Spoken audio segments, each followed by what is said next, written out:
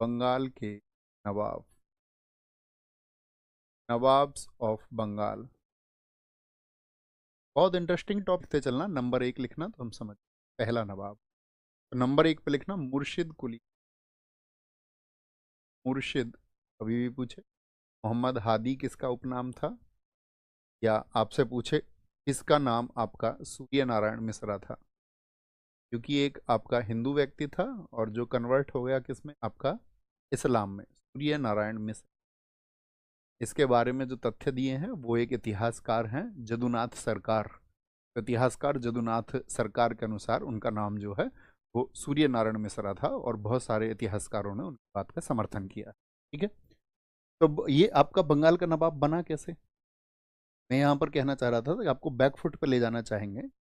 मैं आपसे अगर पूछना चाहूँ कि औरंगजेब की डेथ किस वर्ष में, तो आप कहेंगे औरंगजेब का 49 वर्षों का शासनकाल रहा, 1648 से 1707।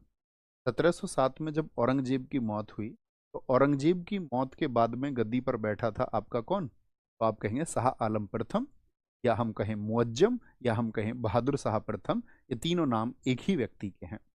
तो बहादुर शाह प्रथम गद्दी पर बैठा था 1707 में। ये सबको पता है, थम्स अप करके बताना जी भैया हम इस बात को बहुत अच्छे से। ठीक है, बैक एंड पे लेके जा रहे हैं आपको, थोड़ा सा घटनाएं और ज्यादा स्पष्ट आपको होंगी। औरंगजेब, औरंगजेब के बाद गद्दी पर आया था आपका का सबसे प्रचलित नाम शाह आलम प्रथम से भी ज्यादा उसका प्रचलित नाम है बहादुर शाह प्रथम। का नाम था मुअज्जम, बहादुर शाह प्रथम, या जिसको हम मुअज्जम के नाम से जानते हैं। मुअज्जम गद्दी पर कब से कब तक रहा था, तो आप कहेंगे औरंगजेब की डेथ हुई थी आपका 1707 में, 1707 में, और 1707 से लेकर के 1712 तक, 1707 से लेकर के 1712 तक रहा था आपका बहादुर शाह प्रथम। और बहादुर शाह प्रथम के बाद में कौन आया था, बहादुर शाह प्रथम के बाद में, बहादुर शाह प्रथम के बाद में आया था लंपट मूर्ख, जिसको हम जाहदर शाह कहते हैं। इतना तो सबको क्लियर है, कॉन्सेप्ट है। ठीक है, तो इसके बाद में गद्दी पर आया था आपका जहांदर शाह। यहीं पर हमको कहानी स्पष्ट होगी, देखना मैं क्या समझाना चाह रहा हूं आप। जहांदर शाह तो लंपट मूर्ख। इस बहादुर शाह प्रथम का, जब बहादुर शाह प्रथम आपका गद्दी पर था, तो बहादुर शाह प्रथम का जो पुत्र है, इसका जो बेटा है, का बेटा, इसके बेटे का नाम है अजीम उस्सान, अजीम उस शान। मुझे बताएं फटाफट से, अजीम उस शान किसका बेटा है, मुअज्जम का। और जब मुअज्जम या बहादुर शाह प्रथम दिल्ली का शासक है, तो उस समय पर उसने बंगाल की जो सूबेदारी दे रखी है वो दे रखी है अजीम उस शान को। यानी याद रख लेना, अजीम उस शान के पास में क्या थी, बंगाल की सूबेदारी थी, बंगाल की सूबेदारी। और बंगाल की सूबेदारी इस पे औरंगजेब के समय से ही थी, यानी 1697 से 1712 इसकी डेथ तक इस पे बंगाल की सूबेदारी रही। छोटी सी बात। अब यहां पर कॉन्फ्लिक्ट क्या होंगे वो समझना। तो आपको सारा फैमिली ट्री क्लियर है कि अजीमुस्सान कौन है और कहां पर नियुक्त था। यही अजीमुस्सान है जिसने, जो आज पाटलिपुत्र है, पाटलिपुत्र जिसको आज हम जानते हैं बिहार में पटना के नाम से, इसी ने ही जब इसकी बंगाल में सूबेदारी थी तो इसने पाटलिपुत्र का नाम अपने नाम पर अजीमाबाद रख दिया था। लिखें एक बार, क्या कर दिया था इसने पाटलिपुत्र का नाम, तो कहीं किनारे पे नोट करिए, पाटलिपुत्र का नाम अजीमाबाद अजीमुस्सान ने किया। अजीमुस्सान कौन है, औरंगजेब का पोता है। ठीक है, छोटी सी बात थी। अब यहां पर देखो बात क्या हो जाती है, दिक्कत क्या है कि जब जहांदर शाह को गद्दी पे बैठना था, तो जहांदर शाह ने संघर्ष किया, और जहांदर शाह ने इस संघर्ष में क्या किया था, अजीमुस्सान को मारा था। बात क्लियर। तो ये जो अजीमुस्सान था, जब मैं कह रहा हूं 1712 में इसकी क्या हुई, डेथ हुई, तो इसकी डेथ के पीछे रीजन है कि गद्दी के लिए, क्योंकि बहादुर शाह प्रथम की डेथ हुई 1712 में, तो गद्दी के लिए संघर्ष हुआ, जिसमें अजीमुस्सान ने खुद को बोल दिया कि भाई मैं एक मुगल उत्तराधिकारी हूं। तो इसके जो बाकी के 3 भाई थे, रफीसुस्तान वगैरह, ये आपका जहांदर शाह, ये सब तीनों एक हो गए और इन्होंने अजीमुस्सान का कत्ल करवा दिया। ठीक है, छोटी सी कॉन्सेप्ट है। तो इसी अजीमुस्सान का जो पुत्र है वो लिखना, अजीमुस शान का पुत्र है आपका फर्रुखसियर। फर्रुखसियर भी क्या मुगल शासक रहा था, हाँ या ना? अब आप लोगों को पिक्चर क्लियर हो। तो फर्रुखसियर ने जो हत्या करवाई थी जहांगीर शाह की, वो इसीलिए करवाई क्योंकि इसके पिता को भी मार डाला गया था। तो इसने अपने पिता की मौत का बदला लिया था। ओके, अब यहीं पे अब वापस आएंगे। ये तो बैकग्राउंड मैंने आपको बताया मुगलों के समय का। यहाँ पर एक छोटी सी चीज, ये मुर्शिद कुली खां का उदय फिर कैसे हुआ। तो 1700 में मुर्शिद कुली खां, इसको कुली खां लिख लेना सिर्फ, कुली खां बंगाल का दीवान बना। भाई साहब, दीवान का क्या कार्य होता था, मैंने आपको बताया था एक दिन मुगल प्रशासन, बताओ। बंगाल का दीवान बना 1700 में। तो 1700 में तो औरंगजेब ही है, ठीक है। बिकेम ए दीवान, मुर्शिद कुली खां बिकेम ए दीवान ऑफ बंगाल, बंगाल इन 1700 में, ठीक है। तो इसके हमेशा झगड़े किससे रहेंगे, तो दीवान किसके अधीन होगा, सूबेदार के अधीन होगा। बड़ा पद किसके पास है बंगाल में, बताइए, अजीमुस्तान के पास में। तो उसके हमेशा कॉन्फ्लिक्ट रहे मुर्शिद कुली खां से। मुर्शिद कुली खां मतलब जो आपका बिग कॉन्फ्लिक्ट किस बात को लेकर थे, तो कॉन्फ्लिक्ट इस बात को लेकर के थे कि भी जो रेवेन्यू था, अजीमुस्तान तो चाहता था कि ये बंगाल में जो ज्यादा रेवेन्यू वो मेरे पास रहे, क्योंकि उसको पता था उसको भविष्य में उत्तराधिकार के लिए लड़ाई लड़नी है। मैंने कहा ना, अजीमुस्तान ने कहा कि भाई मैं मुगल उत्तराधिकारी हूँ, यानी बहादुर शाह प्रथम के बाद में गद्दी पे मैं बैठूंगा, तो उसको पैसे की जरूरत थी।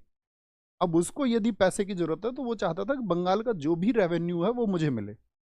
लेकिन जो मुर्शिद कुली खां था वो एक अच्छा व्यक्ति था। मुर्शिद कुली खां का ये टारगेट था कि जो भी रेवेन्यू आए वो कहाँ जाना चाहिए, वो जाना चाहिए आपका जो मुगल हेडक्वार्टर यानी आगरा पहुंचना चाहिए। ऐसे जान के चलिए आगरा दिल्ली वो पहुंचना चाहिए। तो वो इस बात को लेकर के अड़ा रहता था। तो कई बार तो अजीमुस्तान ने ये प्रयास किया कि एक काम करते हैं, इस मरवा देते हैं मुर्शिद कुली खां को, और उसने सैनिक भी भेज दिए उसको मरवाने के लिए। अब सैनिक जब गए तो उधर मुर्शिद कुली खां को ये बात पता थी। मुर्शिद कुली खां ने उन्हीं सैनिकों से कहा कि तुम जो मुझे मारना चाहते हो, तो इसकी खबर औरंगजेब को भी है। अब तुम देख लेना औरंगजेब तुम्हारा क्या हाल करेगा। कि मुर्शिद कुली खां औरंगजेब ने ही आपका दीवान बनाया और उसका विश्वास पत्र, एक कमांडर था वो। तो कहते सैनिकों ने उसको मारने का इरादा टाल दिया, और अजीमुस्तान ने भी ये कह दिया कि नहीं, हम ऐसा कुछ करना नहीं चाहते। तो इनका हमेशा कॉन्फ्लिक्ट रहा। औरंगजेब की मौत के बाद में ये कॉन्फ्लिक्ट बहुत ज्यादा बढ़ गया। तो किस किस के बीच संघर्ष रहता था, दोनों व्यक्तियों का नाम जरा मेमोराइज करिए। अजीमुस्तान और, यहां लिख लेना इस बात को, अजीमुस्तान किस बात के लिए रहता था कॉन्फ्लिक्ट, एक शब्द लिखें, अजीमुशान और कुली खां। और इसीलिए मैंने आपको बैकग्राउंड बताया सारा। कुली खां के बीच संघर्ष था। There was a conflict between Azimushan and Quli Khan. There was a conflict between Quli Khan and Azim. Azim भी लिख लेंगे तो कोई दिक्कत नहीं, ठीक है। ओके, अजीमुस्तान के बारे में यहाँ पे लिखना। तो इसने क्या किया कुली खान ने कि भाई ये तो वो अब बार बार मुझे परेशान करता है। 1707 में तो जब औरंगजेब की डेथ हुई तो औरंगजेब का सहारा लेकर के बचा रहता था। लेकिन फिर तो इसने क्या किया कि भाई हमको तो जो है जहां पर अजीमुस्तान का प्रभाव ज्यादा है उस जगह को छोड़ना पड़ेगा, और वो जगह थी आपका ढाका। तो इसने क्या किया, आपका मुर्शिद कुली खान ने ढाका से अपने हेडक्वार्टर को चेंज कर लिया। मुर्शिद कुली खान ने, लिखना, मुर्शिद कुली खान ने, कुली ने राजधानी ढाका से, राजधानी ढाका से मुर्शिदाबाद, जिसको उस समय मकसूदाबाद भी कहा जाता था, मुर्शिदाबाद स्थानांतरित की। हम सब करके बताएं, बात क्लियर है, कहानी क्लियर है। मुर्शिदाबाद क्या बोलेंगे, Quli Khan transferred, transferred his his capital from Dhaka to, यहाँ तक कोई परेशानी? तो अजीमुस्तान वहां पर फिर बीच में किस संघर्ष में आ गया? यहाँ पर आए वापस लौट करके।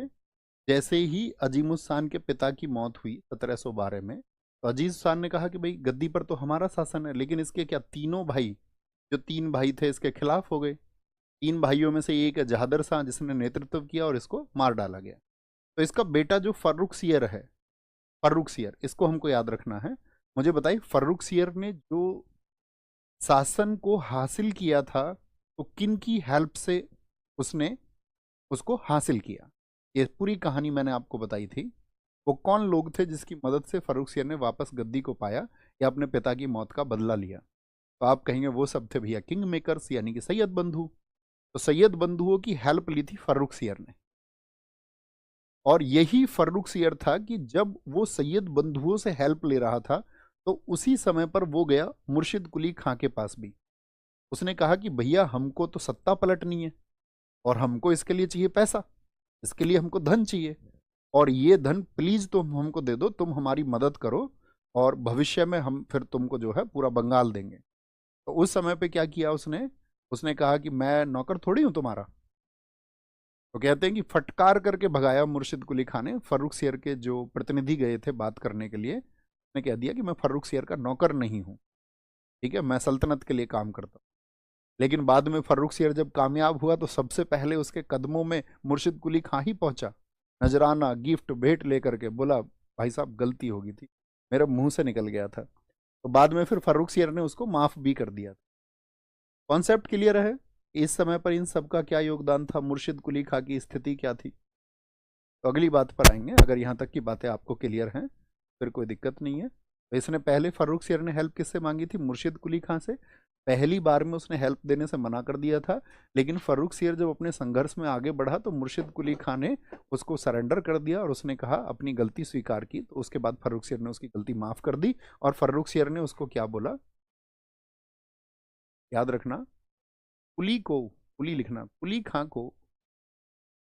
और इसी समय पर थोड़ी सी कुली खां की जैसे ही शक्ति बढ़ी, तो उसने क्या किया, उसने एक काम कर दिया। 1717 में जब उसको सूबेदार बना दिया गया, तो उसके अगले ही 2 वर्ष 1719 में उड़ीसा को,